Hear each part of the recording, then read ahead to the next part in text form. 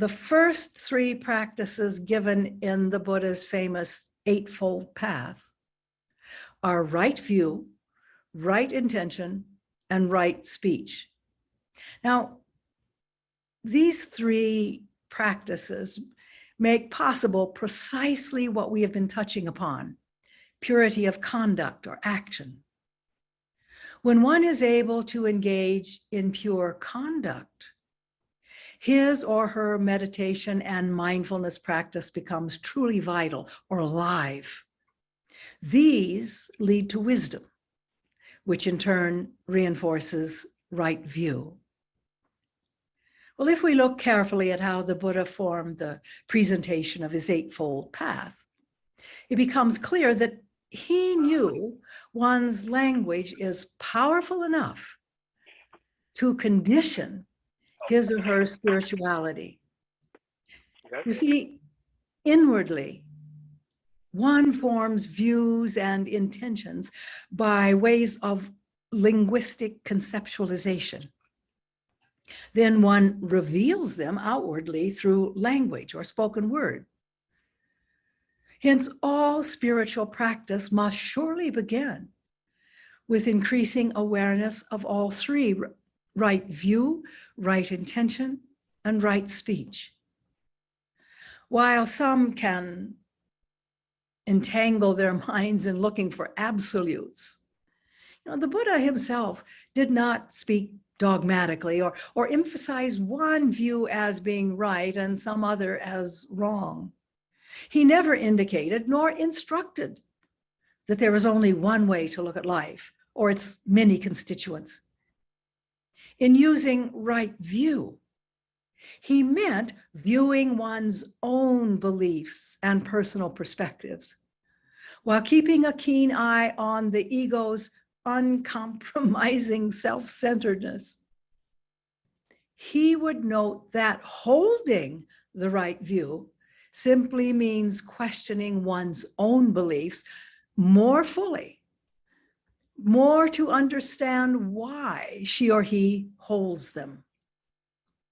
In truth, most people are not fully conscious of all the views or beliefs they hold until some situation arises that prompts them to express their views outwardly.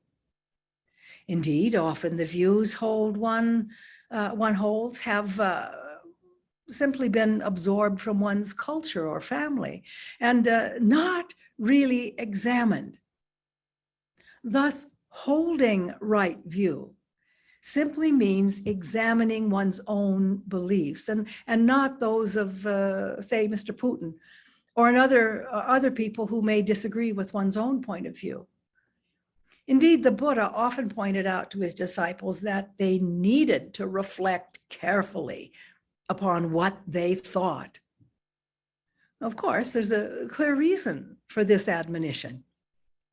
In one of his well-known sutras, he actually noted that wrong view, that is unexamined view, often leads to wrong decisions, which leads to wrong speech, which leads to wrong actions, and so on, and so on, and so on.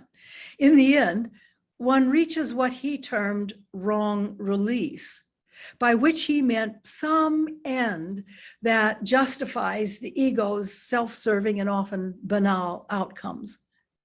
From the Buddha's perspective, right view would include ideas or notions about life, or perhaps others, that can be nourished by spiritual practice, such as, or practices, I should say, such as generosity and altruism. Indeed, every aspect of one's spiritual practice should be applied to nurture these seed thoughts into wisdom. What the Buddha was getting at is that aspirants need to inquire more deeply into why they believe as they do.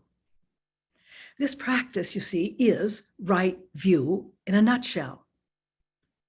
Of course, well, we probably should note that Greek and Indian philosophers were teaching the same process of inner inquiry some 1,500 years prior to the Buddha's birth.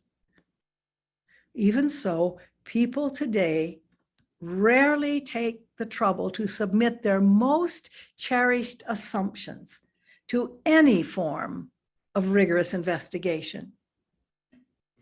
Yet holding such unchallenged opinions and beliefs cannot lead either to liberation from suffering, or for that matter, any form of enduring happiness.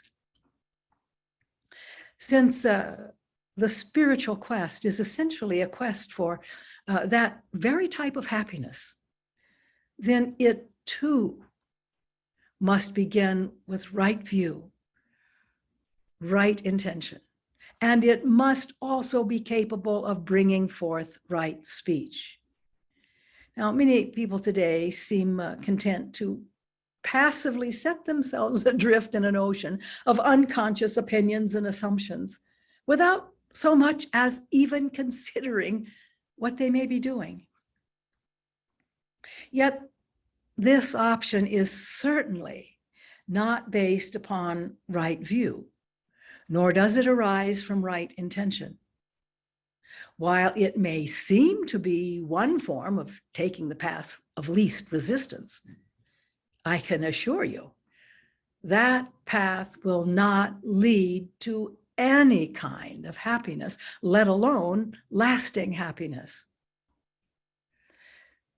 So you see, the unexamined mind is not only potentially treacherous, it is behind all the misery people endure. It is the views people hold that cause them to enter states of conflict with each other. Now, these might include one's political views or views as to what one deserves or desires. Yet it could just as easily stem from one's views regarding what is right and wrong, or perhaps one's views of self and others. In the end, it is important to remember that views are just views. They are in no way, or let's say they in no way represent ultimate truth. Indeed, so long as people are physically incarnate, differing views will continue to abound.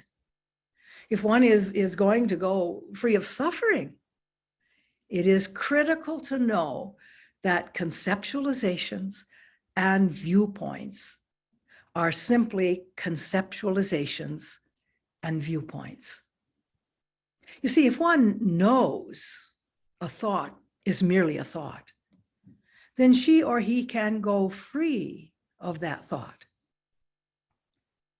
And this is precisely what the Buddha had in mind when encouraging right view.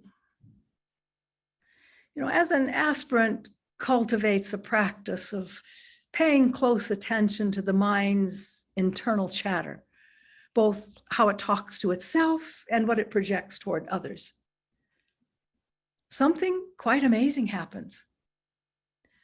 The person's ego mind loses its ability to fool him or her by, you have a phrase, pulling the wool over the eyes, or by clouding one's perceptive abilities.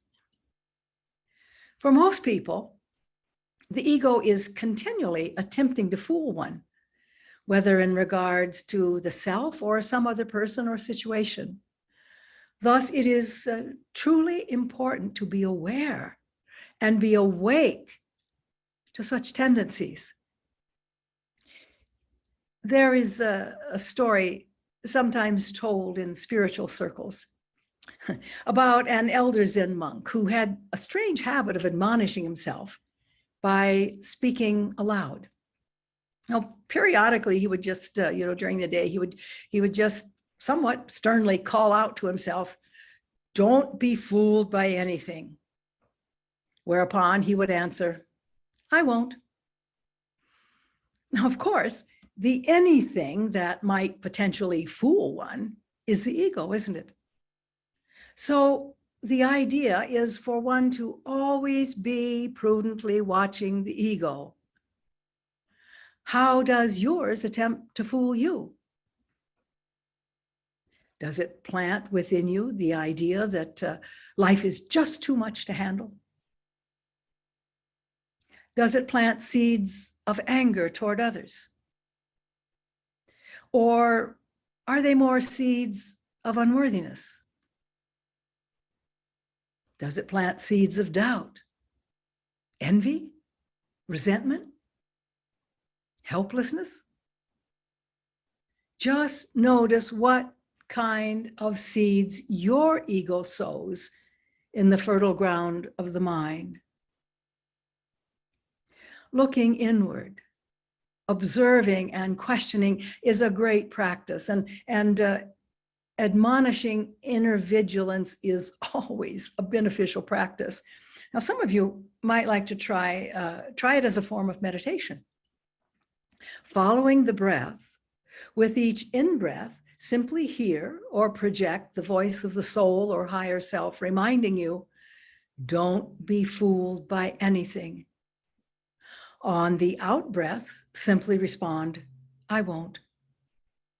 Now, practicing in this way, sit for at least a half an hour and for a month or two.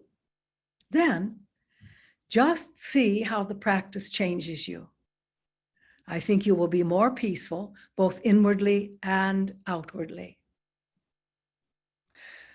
While imperturbable peace or bliss is the goal of the spiritual path, one will simply never attain it if the mind is allowed to project its unexamined thoughts willy-nilly. When this happens, one is simply being fooled by the ego, and that is not a happy mental state to inhabit. The happiness we have been focusing upon today, lasting happiness, is not dependent on whether or not a war is raging in some part of the world. In fact, this happiness does not need to be created or in any way concocted. It is already available for the realizing of it. Well, that said, there are steps that, if followed, will result in the realization of bliss or imperturbable peace and contentment.